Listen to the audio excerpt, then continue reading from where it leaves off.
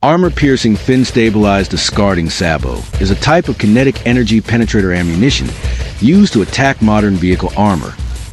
As an armament for main battle tanks, it succeeds armor-piercing, discarding sabot ammunition, which is still used in small or medium-caliber weapon systems. Improvements in powerful automotive propulsion and suspension systems following World War II allowed modern main battle tanks to incorporate progressively thicker and heavier armor, while maintaining considerable maneuverability and speed on the battlefield.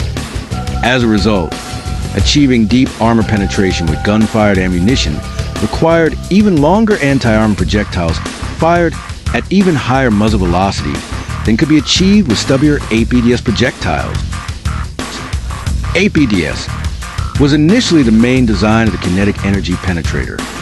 The logical progression was to make the shot longer and thinner to increase its sectional density, thus concentrating the kinetic energy in a smaller area. However, a long, thin rod is aerodynamically unstable. It tends to tumble in flight and is less accurate. Traditionally, rounds were given gyroscopic stability in flight from the rifling of the gun barrel, which imparts a spin to the round. Up to a certain limit, this is effective. But once a projectile's length is more than 6 or 7 times its diameter, the gyroscopic effect imparted by barrel rifling becomes less effective. Adding fins to the base of the round, like the fletching of an arrow, instead gives the round its stability in flight. The spin from standard rifling decreases the performance of these rounds.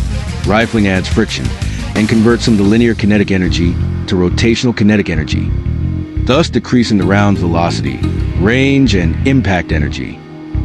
A very high rotation on a fin-stabilized projectile can also increase aerodynamic drag, further reducing impact velocity. For these reasons, Apfsds projectiles are generally fired from smoothbore guns, a practice that has been taken up for tank guns by Western and Eastern blocs. Nevertheless, in the early development of Apfsds ammunition, existing rifle barrel cannons were used, such as the 105mm M68 E1 cannon mounted on the M68-1A3 main battle tank, or the British 120mm Royal Ordnance L30 of the Challenger 2 tank. To reduce the spin rate when using a rifled barrel, a slip obturator is incorporated that allows the high-pressure propellant gases to seal, yet not transfer the total spin rate of the rifling into the projectile. The projectile still exits the barrel with some residual spinning, but at an acceptably low rate. In addition, some spin rate is beneficial to a fin-stabilized projectile, averaging out aerodynamic imbalances and improving accuracy. Even smoothbore fired Apfsds projectiles incorporate fins that are slightly canted to provide some spin rate during flight. And very low twist rifle barrels have also been developed for the express purpose of firing Apfsds ammunition.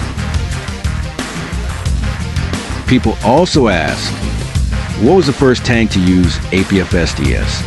In contrast with previous tanks, which were armed with rifled tank guns, the T-62 was the first production tank armed with a smoothbore tank gun, which could fire Apfsds rounds at higher velocities. Next question.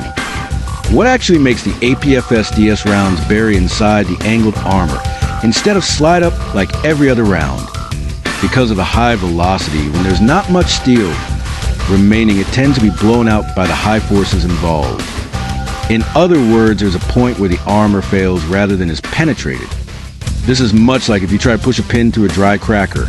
It will tend to cause a large chunk to pop out from the exit, or when a nail is hammered through wood and causes splintering on the other side, and you feel a sudden decrease in the amount of force needed to keep pushing to the material before it goes all the way through.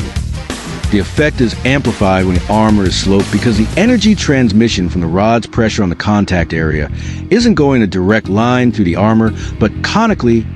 So even when there's still more armor directly ahead of the tip, then will be blown out by a hit on flat armor, the interface that is nearer ends up cracking and propagating a weakness, causing it to penetrate further than the flat plate numbers.